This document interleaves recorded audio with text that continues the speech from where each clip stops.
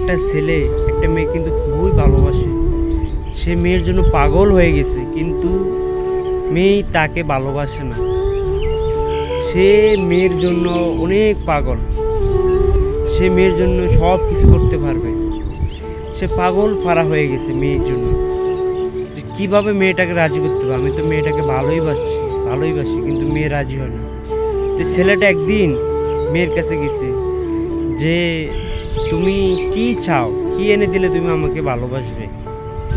তো এই মেয়েটা বলে তুমি যদি আমাকে এতই ভালোবাসো তাহলে আমি যা বলি তা তুমি করতে পারবে। ছেলে বললে জন্য আমি তোমার জন্য পৃথিবীটা এনে দিতে পারবো।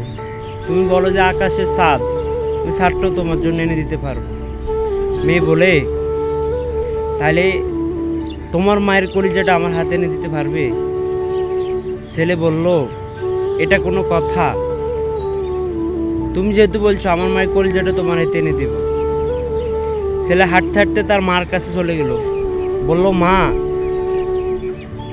আমি একটা মেয়েকে খুবই ভালোবাসি। মেয়ে বলছে যে তা আপনার কলজাটা তাকে নিয়ে দেওয়ার জন্য।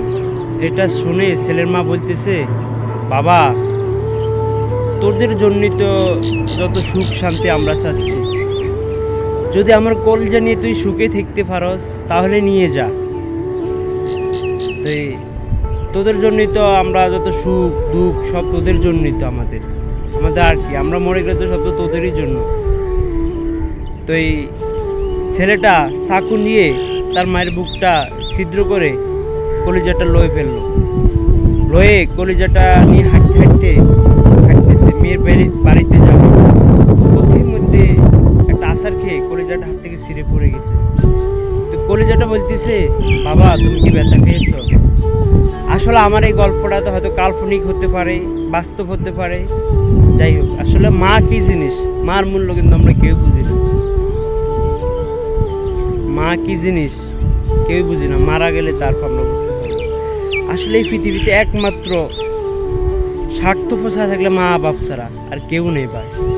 কিন্তু আমরা এই মা বাপের কত কষ্ট দেই, বৃদ্ধ হয়ে গেলে বাপ মাকে দেখতে পারি না, বৃদ্ধাশ্রমে ফালে দিই।